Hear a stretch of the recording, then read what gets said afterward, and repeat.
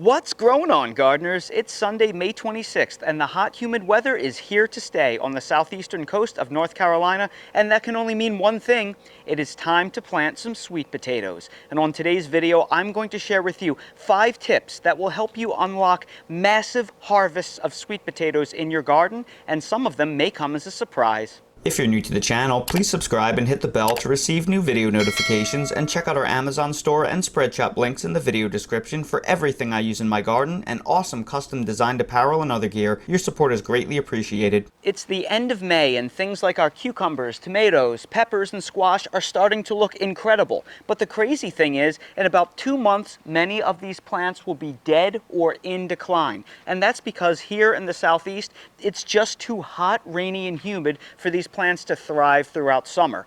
But not with sweet potatoes. Sweet potatoes can take as much heat, humidity, and rainfall as you can throw at them. They are virtually invincible here in the southeast. So for that reason, anybody with hot, humid summers really needs to be growing sweet potatoes. But while the sweet potato vine itself is incredibly hardy through these hot, humid, rainy conditions, it's not always easy to get a great harvest because there are some things you need to know in order to maximize yields. And that is what this video is all about. Tip number 1 is you must very carefully decide if you are going to grow your sweet potato plants in ground in garden beds like behind me or inside containers. And you must carefully decide this because when it comes to growing sweet potatoes, they are very susceptible to nitrogen over fertilizing. And I've learned this the hard way over the years. Now in my garden, my raised garden beds are filled with 100% locally made turkey compost that I have amended with mulch and additional fertilizers over the years.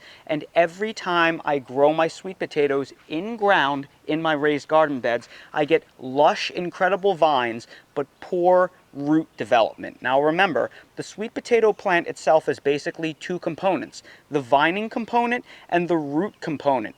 Many of us are growing sweet potatoes to eat the root component and not so much the vines, even though the vines are edible and you can eat them if you like them. Now the problem that I've had over the years is my rich, dark, loamy, compost-rich soil provides too much nitrogen to the sweet potatoes. So that puts them in a constant mode of always producing vines. So I get these big, huge, lush, incredible vines that take over my garden and grow all over the place, but then when I dig them up, there's not a whole lot of tubers to be found. I do get a decent harvest, but it is far from great. So last year I ran an experiment. I grew sweet potatoes both in my raised garden beds where I've always grown them, and then I also grew them in some grow bags, 20-gallon fabric grow bags to be exact. And the grow bag production absolutely crushed my in-ground sweet potato production. While the in-ground beds certainly looked a lot healthier with the dark green lush vines that were all over the place, where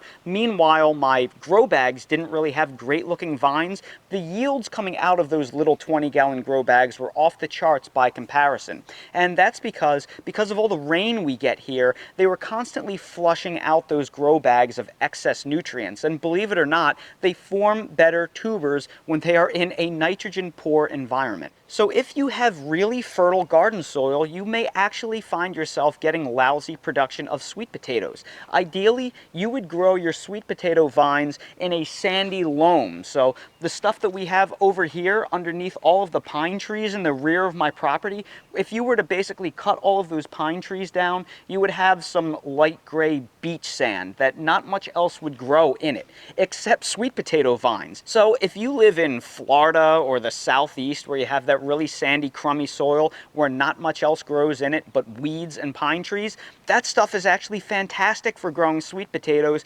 because the plants tend to put most of their energy into that root development for a big sweet potato harvest instead of growing all of the vines instead. If you have a very fertile garden soil, you probably will get great looking vines, but a subpar harvest. So if you have very fertile garden soil or you've struggled with sweet potato root development in the past, I strongly recommend you try growing them in fabric grow bags. Now, like I said, last year I used 20-gallon fabric grow bags, but this year I am stepping them up to 25-gallon because I think the extra room will benefit the plants and I will get more root development. Truthfully, I would have loved to have gone 30, but I got a great deal on these bags, and you get to a certain point point, and it becomes really expensive to make all of that potting mix. So I think these are a really good compromise. If you want these exact bags, I will link to them down in the video description for your convenience. Now, I have several videos on how you can make a DIY, homemade, affordable container garden mix, but we're going to use a totally different formula for the sweet potatoes because,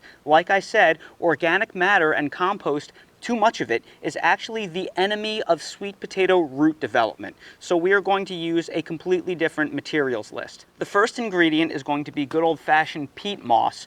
You can use coco coir as a substitute, but I'm going to use this 2.2 cubic foot bale of the peat moss. And the purpose of this is to retain moisture, and while peat moss is organic, it basically has no usable nutrition. It is just there to hold on to nutrients and moisture for the plants. The next thing I'm going to use is a 50-pound bag of play sand. I bought this over by the concrete stuff outdoors at Lowe's, and this is going to add that sand component that the sweet potatoes really like. Remember, they don't like a lot of organic matter. They want drainage and an overall nitrogen poor environment. And I have a little bit left of another bag, so I'm basically going to add 1.33 bags of play sand. Then I'm going to add a bag of topsoil in order to add a soil component.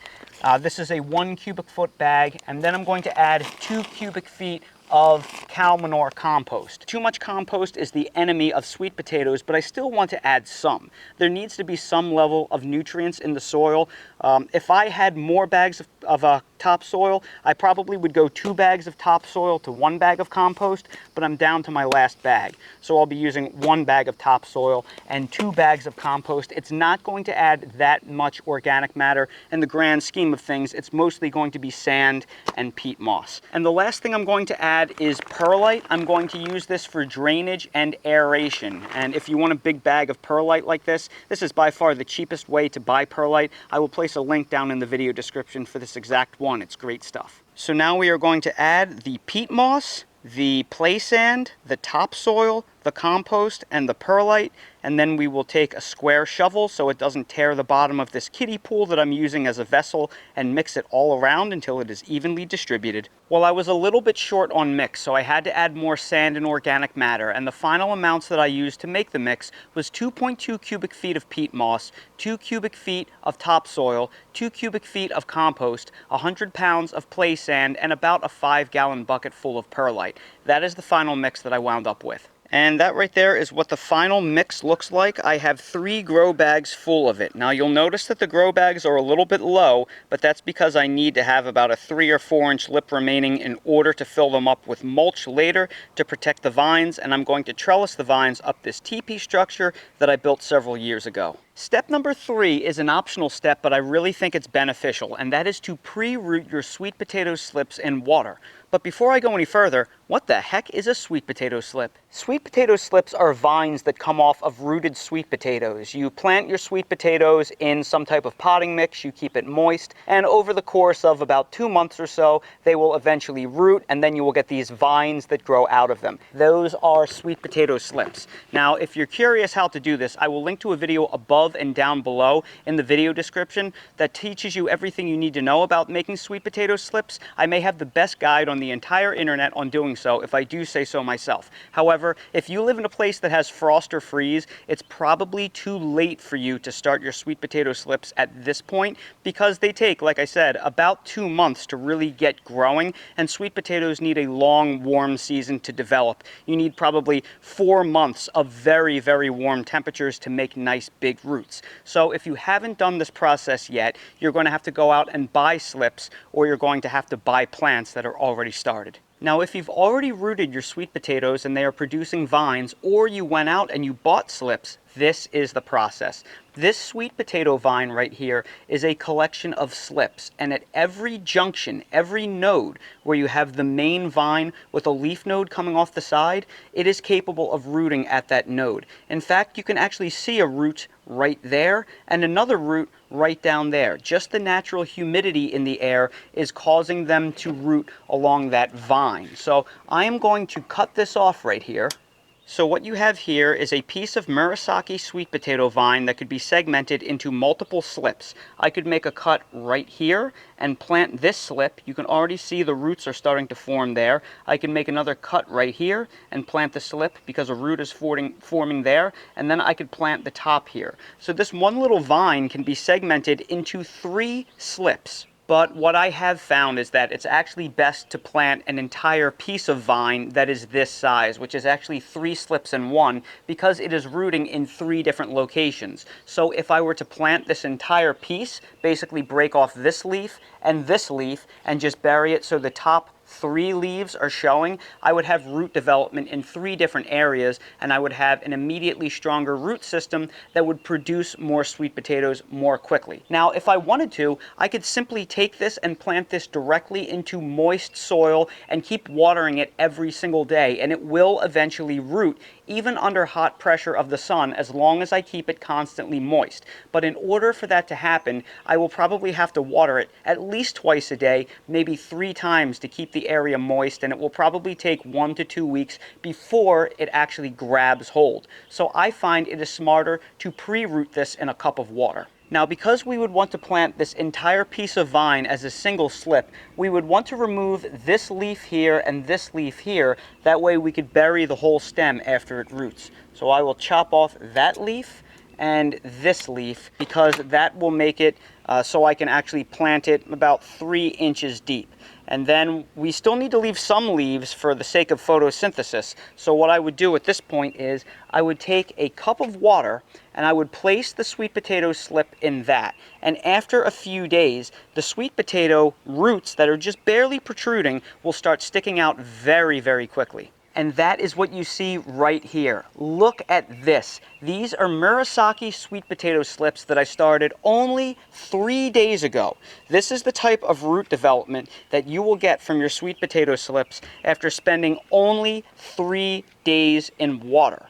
Look at those roots. Is that not just incredible? That is how rapidly they will start rooting on inside my warm, humid sunroom in warm water. It is just amazing. Look at the roots on those Okinawan sweet potato slips. Look at them. Is that not just amazing? That is after only 3 days in water. Pre-rooting your sweet potato slips will dramatically speed up how quickly they establish. However, there will still be a significant establishment period of probably at least a week. Here in North Carolina, I have to water them during the day and in the evening, even pre-rooted, and around noontime, they're still looking pretty sad for that first week or so. So you're going to need to check on them every morning and every evening until they fully root into the ground and they become hardened off and they really grab hold. So don't neglect them. If you do not keep that area moist, they will not take. Tip number 4 is to appropriately fertilize your sweet potatoes. As I mentioned earlier in this video, sweet potatoes are highly prone to over-fertilizing with nitrogen.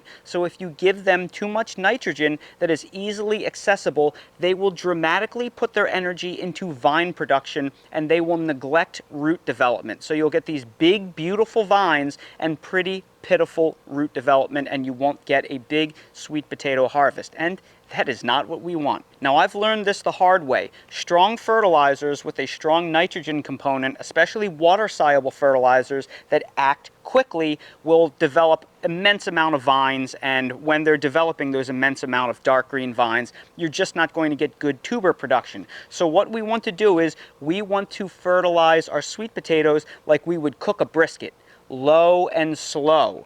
So to do that, we are going to want to use predominantly organic fertilizers, something like a 555 NPK all-purpose fertilizer. This is a 533, so it's a little bit higher in nitrogen than I'd like, but it will work just fine because the numbers are really small and this takes a long time to break down.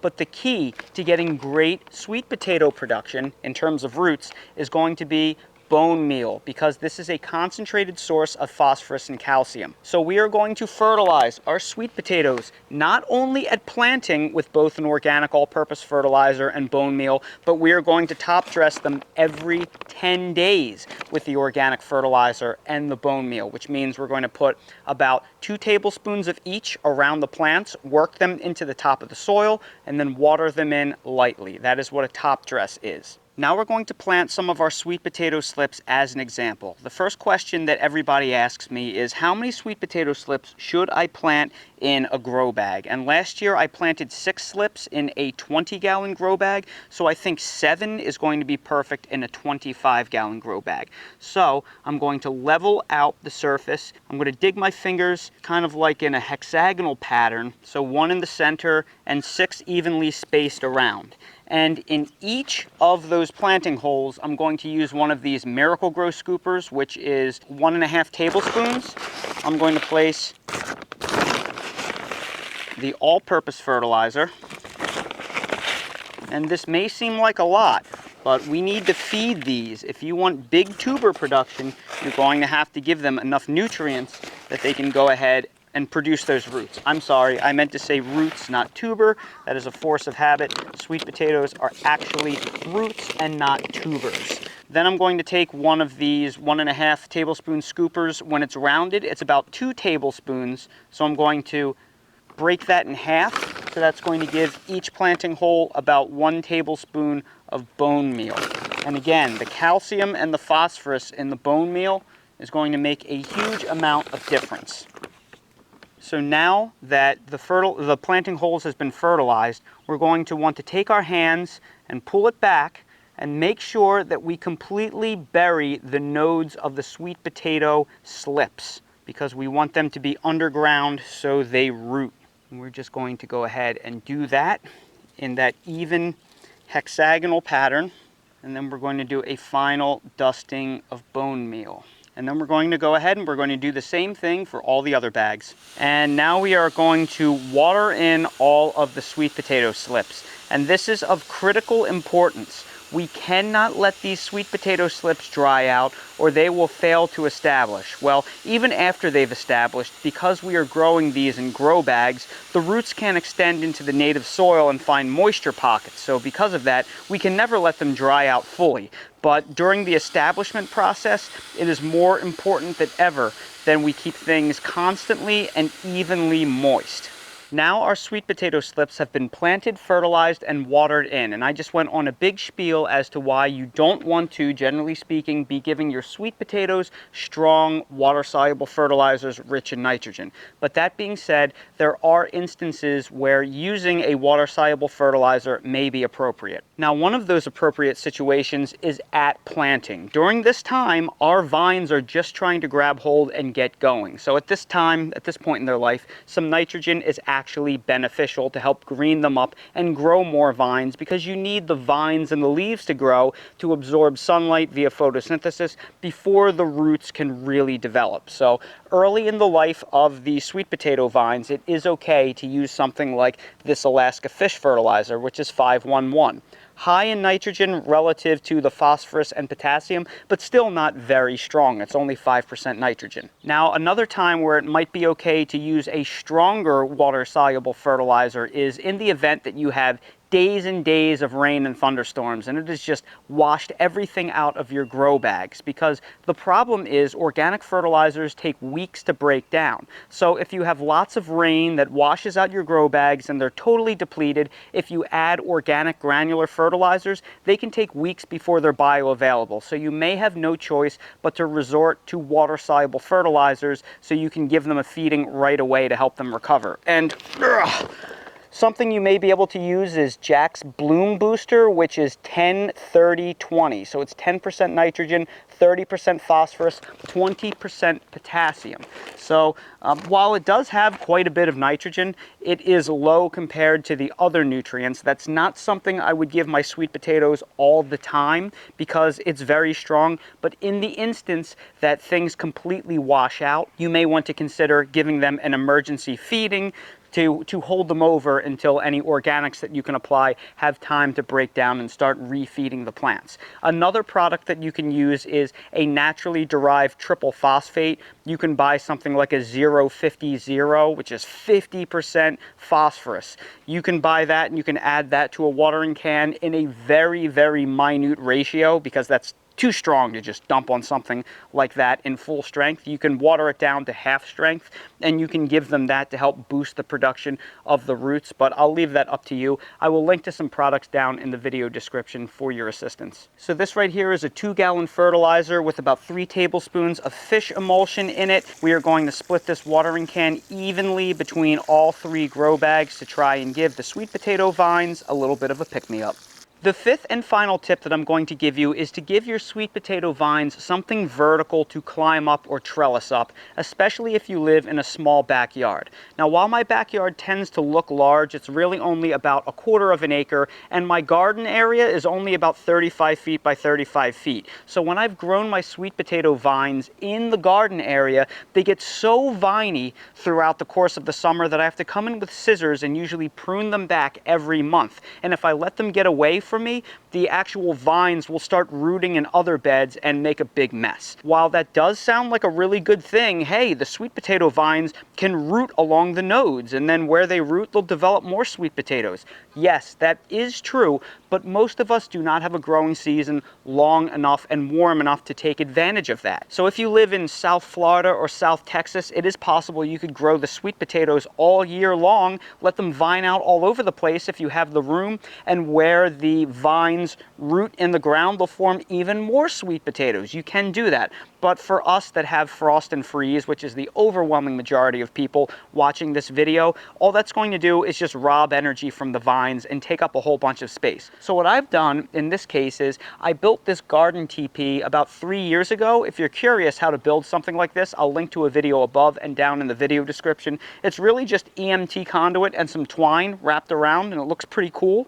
I'm going to let my vines trellis up this instead of letting them grow all over this area and then have to lift up high and step over them, and oof, imagine if something like snakes or rats start taking up residence under all of those vines. No thank you, sir. I've seen it happen. I once did have mice living in my sweet potato bed. True story, no thanks. So I'm going to let them trellis up this garden trellis. It's going to look amazing. It's going to keep the area a lot easier for me to walk through and manage. And because where they were to root in the ground anyway, I wouldn't be able to get any roots out of them because my growing season is just not long enough. We only have 240 to 250 days without frost.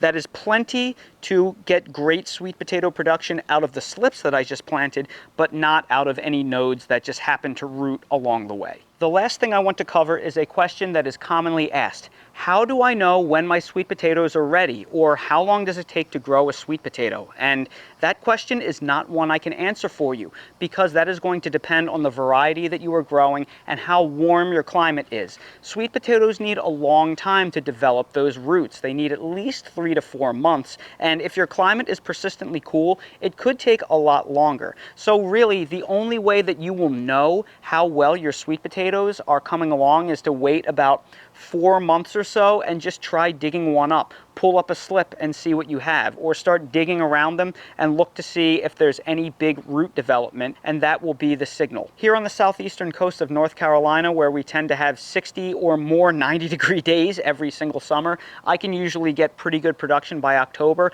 but sometimes I let my vines get hit by frost because a light frost will kill the vines, but the roots underneath will be protected. So if you're not sure, if all else fails, you can just let them grow as long as possible until frost kills the vines, then just cut the vines off and then dig up what you have. And that way you'll have the maximum amount of growing season to get the biggest roots possible. If you're curious how to cure and store sweet potatoes, I have full tutorials on that. I'll link to a video above and both down in the video description. So please check that video description. It will have everything you need to be a sweet potato expert in no time. And that right there are 5 tips to have absolutely massive sweet potato harvests. If you have never grown sweet potatoes before and you have 3 to 4 solid months where temperatures are above 80 as a high every single day, I urge you to grow them. They are so much fun and they are so much easier to grow than most of the things that we grow in our annual vegetable garden. In fact, Fun fact, sweet potatoes are not potatoes at all.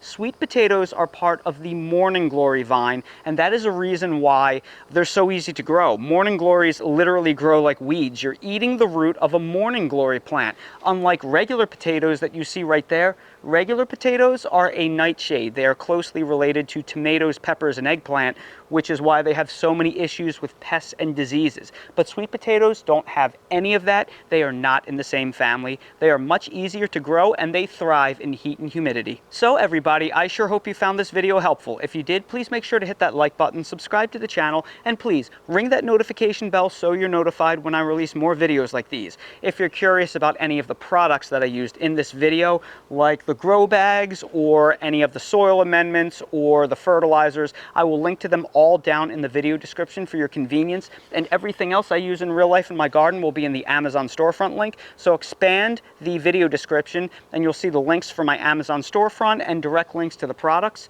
And also, while you're down there, check out my spread shop for custom merch if you want to support the channel. Thank you all so much for watching, and I hope to see all of you again on the next video. If you have any questions, please ask them down in the comments below. Well, there is a really loud thunderstorm out there. You may be able to hear the booms, and Mr. Dale is hiding underneath my desk right now. He's hiding by the computator. So he's in his thunder jacket. He's being a good boy. He's trying to relax. He's just a little bit stressed out from all the booms in the sky. It's okay, sweetheart. It's no big deal. But hey, you get to see the really cool internal workings of my video editing computer. Isn't that cool right there? Look at the size of that graphics card. It's almost as big as your snoot. Daddy built this computer. Oh, he's a good boy. He is a little bit stressed out, but that's okay. The storms will pass, and then Dale will be back to normal. That's why we got him in his thunder shirt. So he's trying to be calm.